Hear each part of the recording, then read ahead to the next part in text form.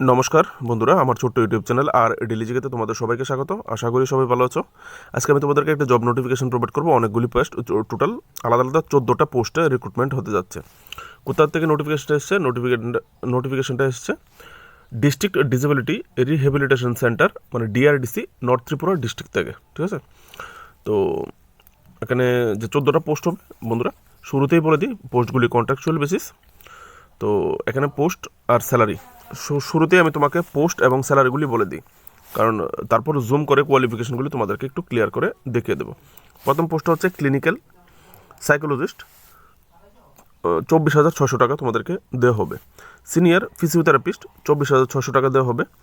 Senior প্রস্থেসিস্ট কাম অর্থোসিস্ট 24,600 টাকা দেওয়া হবে। তারপর হচ্ছে প্রস্থেটিক্স কাম অর্থোটিক্স টেকনিশিয়ানকে দেওয়া হবে 17,400 টাকা।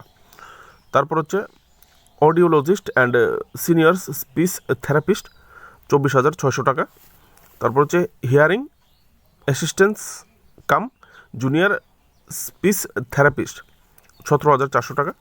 মোবাইলিটি ইনস্ট্রাক্টর 17,400 টাকা, 10 post.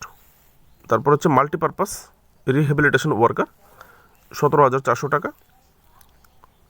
Accountant cum clerk cum store keeper 17,400 টাকা।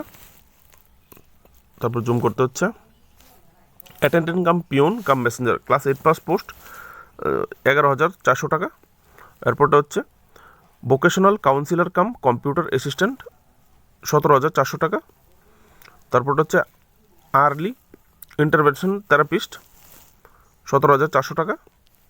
তারপর হচ্ছে ট্রান্স ডিসিপ্লিনারি স্পেশাল এডুকেটর 17,400 টাকা। আর লাস্ট যে পোস্টটা সেটা হচ্ছে কেয়ার গিভার, মানে সেবা শুশ্রূষাকারী।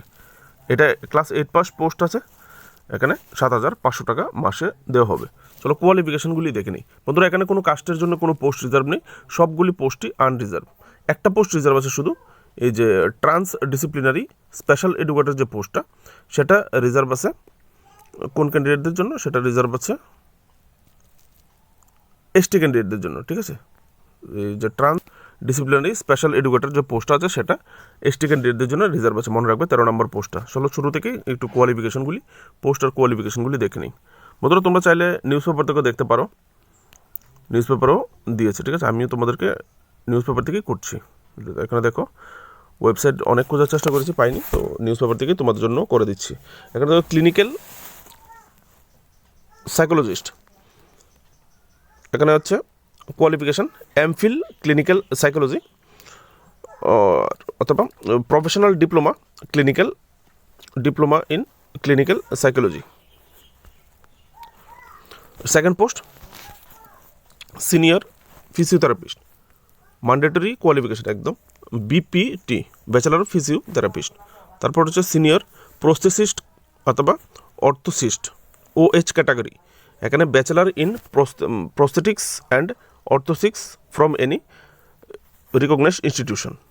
তারপর হচ্ছে প্রস্থেটিক্স কাম অর্থোটিক্স টেকনিশিয়ানের জন্য ডিপ্লোমা ইন P&O অথবা 3 বছরের এক্সপিরিয়েন্স আর সার্টিফিকেট P&O, দুটোর মধ্যে যে কোনো একটা থাকলেই হবে। ঠিক আছে, একটা হচ্ছে ডিপ্লোমা হলে হয়ে যাবে, কোনো এক্সপিরিয়েন্স লাগবে না, আর যদি ডিপ্লোমা না থাকে তাহলে 3 সালের এক্সপিরিয়েন্স লাগবে। অডিওলজিস্ট অ্যান্ড স্পিচ থেরাপিস্ট, তার জন্য qualification bachelor in audiology and speech and language pathology অথবা BSc স্পিচ অ্যান্ড হিয়ারিং, দুটোর মধ্যে যে কোনো একটা কোয়ালিফিকেশান থাকলে হবে। তারপর হচ্ছে হিয়ারিং অ্যাসিস্ট্যান্টস কাম জুনিয়র স্পিচ থেরাপিস্ট, এখানে diploma in speech and hearing with knowledge of hearing AIDS repair and year module making. তারপর হচ্ছে মোবাইলিটি ইনস্ট্রাক্টর, মাধ্যমিক পাস হতে হবে এবং সার্টিফিকেট অথবা ডিপ্লোমা থাকতে হবে মোবাইলিটিতে। প্রিফারেবলে যাদের আগে অগ্রাধিকার দেওয়া হবে, পছন্দ করা হবে, সেটা হচ্ছে যদি ব্যাচেলার ডিগ্রি থাকে, BMSc থাকে, ব্যাচেলার ইন মোবাইলিটি সায়েন্স, তাহলে অ্যাডভান্টেজ পাবে। অথবা যারা ভিজুয়াল ইম্পেয়ারমেন্টে DEd অথবা B.Ed স্পেশাল করেছো, তারা আগে তাদেরকে চান্স দেওয়া হবে। ঠিক আছে, তো 8 নম্বর question multipurpose rehabilitation worker, post graduation qualification post graduation diploma in community based rehabilitation অথবা diploma in community based rehabilitation অথবা কমিউনিটি বেসড ইনক্লুসিভ ডেভেলপমেন্ট অথবা MRW। নেক্সট বন্ধুরা, accountant cum clerk cum store keeper, qualification BCom, যদি BCom না থাকে এস with 2 year experience. তারপর হচ্ছে attendance cum peon cum messenger post, class 8 pass একটা পোস্ট আছে তোমাদের জন্য, আনরিজার্ভ, যে কোনো কেউ অ্যাপ্লাই করতে পারবে, ঠিক আছে। তো তারপর হচ্ছে vocational counsellor cum computer assistant, এখানে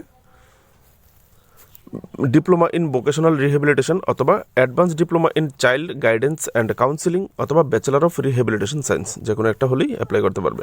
12 নম্বর পোস্ট আর্লি ইন্টারভেনশন ফিজিওথেরাপিস্ট, এখানে কোয়ালিফিকেশনগুলি দেখে নাও, অবলিক দেওয়া আছে, তোমরা ডিগ্রিগুলি দেখে নাও, যে কোনো একটা থাকলেই অ্যাপ্লাই করতে পারবে। তারপর হচ্ছে ট্রান্স ডিসিপ্লিনারি স্পেশাল এডুকেটর, এখানে দেখো ডিএড এসই অথবা বিএড এসই স্পেশাল এডুকেশন, এসইর মিনিংটা আমি জানি না, যারা সার্টিফিকেটটা কোর্স করেছে অবশ্যই জানবে, ইন হিয়ারিং ইম্পেয়ারমেন্ট। তারপর হচ্ছে ডিএড বিএড ইন, তারপর অবলিক VIIDCP, অনেকগুলি দেওয়া আছে, যে কোনো একটা হলেই করতে পারবে। এখানে দুটো পোস্ট আছে, একটা পোস্ট আনরিজার্ভ আর একটা পোস্ট এসটি ক্যান্ডিডেটের জন্য রিজার্ভ আছে, আমি শুরুতেই বলেছিলাম 13 নম্বর পোস্ট। তারপর হচ্ছে কেয়ার গিভার পোস্টটাতে দেখো CCCRCI অথবা CCCG ন্যাশনাল ট্রাস্ট কোনো সার্টিফিকেট যদি তোমার কাছে থাকে তাহলে অ্যাপ্লাই করতে পারো, অথবা যদি কেউ ক্লাস 8 পাস থেকে থাকো আর 3 বছরের কোনো দিব্যাঙ্গ ক্যান্ডিডেট, যারা মনে করো একটু বিকলাঙ্গ টাইপ আছে, তাদের সেবা শুশ্রূষা করার এক্সপিরিয়েন্স তোমার কাছে থেকে থাকে 3 বছরের, তাহলে তুমি অ্যাপ্লাই করতে পারবে, ঠিক আছে। এখান থেকে স্যালারি তো তোমরা আগেই দেখে নিয়েছো, তারপরে এবার দেখে নিই, চলো অ্যাপ্লিকেশন ফর্ম কীভাবে তোমাদেরকে ফিল আপ করতে হবে, কীভাবে অ্যাপ্লাই করতে হবে। জুম করতে হচ্ছে বন্ধুরা, তোমরা দৈনিক সংবাদে, গতকালকে দৈনিক সংবাদেও এসছে, আর ইংরেজি দৈনিক যে পেপার আছে নর্থ ইস্ট কালার, সেখানেও সেই পত্রিকাতেও এসছে, তোমরা ওখান থেকেও চাইলে দেখতে পারো, ঠিক আছে। জুম করেন তোমাদেরকে দেখা যাচ্ছে, দেখো 40 বছর জেনারেল ইউআর যারা আছো 40 বছর, SC/ST ক্যান্ডিডেটকে 5 বছরের বয়সে শিথিলতা দেওয়া হবে গভর্নমেন্টের রুল হিসাবে, মানে যারা SC/ST ক্যান্ডিডেট আছো তোমরা 45 বছর পর্যন্ত অ্যাপ্লাই করতে পারবে। তো এখান থেকে কীভাবে তোমাদেরকে আবেদন করতে হবে, ইন্টারেস্টেড ক্যান্ডিডেট যারা রিকোয়েস্টেড, এখানে একটা অ্যাপ্লিকেশন ফর্ম স্ট্রাকচার দেওয়া হচ্ছে, যেটা ফিল আপ করে তোমাকে পাঠিয়ে দিতে হবে, ইমেলের মাধ্যমে তোমাকে আবেদনটা করতে হবে। ডেটটা কবে, 21 মার্চ 2025 থেকে, মানে কালকে থেকে শুরু হবে, এবং 11 এপ্রিল 2025 ভিতরে তোমাকে আবেদনটা করতে হবে। আর তোমাকে ইমেলের মাধ্যমে সেন্ড করতে হবে তোমার বায়োডাটা, সব ডিটেলস, ঠিক আছে। অ্যাপ্লিকেশন ফর্মটা ফিল আপ করে তারপর তার সঙ্গে যত ডকুমেন্টস আছে সব সেলফ অ্যাটেস্টেড এবং রিসেন্ট কালার ফটো সহ তোমাকে পাঠাতে হবে। এখানে দেখো কোথায় পাঠাতে হবে, ইমেল অ্যাড্রেসটা northtripura@gmail.com, ঠিক আছে। আশা করি তোমরা বুঝতে পেরেছো। চলো এবার দেখে নিই অ্যাপ্লিকেশন ফর্ম স্ট্রাকচারটা, তারপর বলে দেবো কোন কোন বিষয়গুলির জন্য পরীক্ষা হবে আর কাট অফ কত, কীভাবে সিলেকশনটা হবে, ঠিক আছে। এই হচ্ছে তোমাদের বায়োডাটা ফর্ম, যেটা ফিল আপ করে তোমাদেরকে সেন্ড করতে হবে, দিয়ে দিয়েছে। তো এই বায়োডাটা ফর্মটা তোমরা কম্পিউটার থেকে প্রিন্ট করে নেবে, টাইপ করে কোথাও থেকে প্রিন্ট করে নেবে, ঠিক আছে। আর যারা জানো তারা তো কোনো অসুবিধা নিজেরাই করে নিতে পারবে।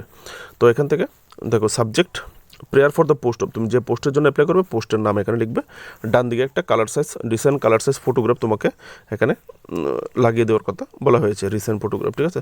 তারপর দেখো তোমার নাম বড় অক্ষরে লেখার জন্য বলা হয়েছে, ব্লক লেটার, ঠিক আছে। তারপর হচ্ছে বাবা অথবা হাজব্যান্ডের নাম, যদি তুমি বিয়ে করা হয়ে থাকো, মহিলা হয়ে থাকো, তাহলে হাজব্যান্ড, আর না হলে বাবার নাম, বাবা অথবা হাজব্যান্ডের নাম।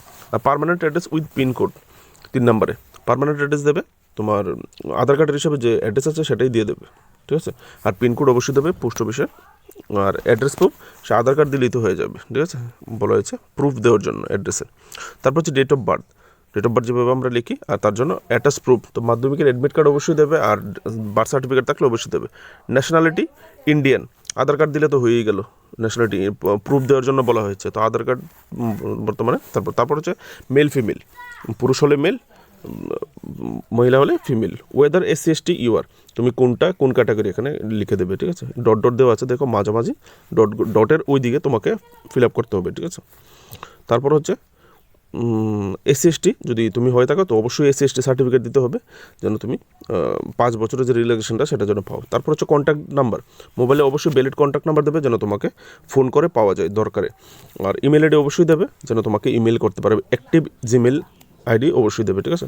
তারপর হচ্ছে দেখো কোয়ালিফিকেশন ডিটেলস কীভাবে লিখবে, কী দিতে হবে। কোয়ালিফিকেশন ডিটেলস, যে কোয়ালিফিকেশন তুমি এখানে বলবে তার রিলেটেড মার্কশিট তোমাকে দিতে হবে এবং পাস সার্টিফিকেট। যেমন আমরা মাধ্যমিক পাস করার পরে মার্কশিট যেমন আসে, তেমনি বোর্ডের পক্ষ থেকে কিন্তু একটা পাস সার্টিফিকেটও দেওয়া হয়। কলেজেও সেম, ইউনিভার্সিটি থেকে কিন্তু গ্র্যাজুয়েশন কমপ্লিট করলে একটা পাস সার্টিফিকেট আসে, তো সেটাও কিন্তু তোমাদেরকে প্রোভাইড করতে হবে। তারপর দেখো এখানে কোয়ালিফিকেশন সিরিয়াল নাম্বার দেওয়া হচ্ছে, সিরিয়াল নাম্বার 1 2 3 যতগুলি কোয়ালিফিকেশন আছে তুমি এখানে লিখতে পারো। তোমার নেম অফ দ্য এক্সামিনেশন, কোন এক্সামটার কথা তুমি বলছো এখানে, বিএড, বিএসসি, বিএ, ক্লাস 10 12 যেটাই বলো এখানে লিখবে, সিরিয়াল দিয়ে মেনটেন করে যাবে, ঠিক আছে। তারপর হচ্ছে কোন বোর্ড থেকে করেছো তুমি, বা কোন ইউনিভার্সিটি থেকে পাস করেছো, বা কোন ইনস্টিটিউশন থেকে পড়াশোনা করেছো এখানে লিখতে হবে। তারপর হচ্ছে ইয়ার অফ পাসিং, কবে তুমি পাস করেছো। তারপর হচ্ছে কত পার্সেন্ট তুমি পেয়েছো, টোটাল যে পাস করেছো পাসের পার্সেন্টেজ কত পার্সেন্ট পেয়ে তুমি পাস করেছো। তারপর হচ্ছে 13 নম্বর টেকনিক্যাল কোয়ালিফিকেশন, ইফ এনি, যদি তোমার কাছে কোনো টেকনিক্যাল কোয়ালিফিকেশন থাকে তাহলে তুমি ইন্ডিকেট করতে পারো। আর অবশ্যই টেকনিক্যাল কোয়ালিফিকেশনের সার্টিফিকেট তোমার দিতে হবে। রেজিস্ট্রেশন নাম্বার, ইফ এনি যদি কোনো রকম রেজিস্ট্রেশন নাম্বার থাকে তাহলে দেবে।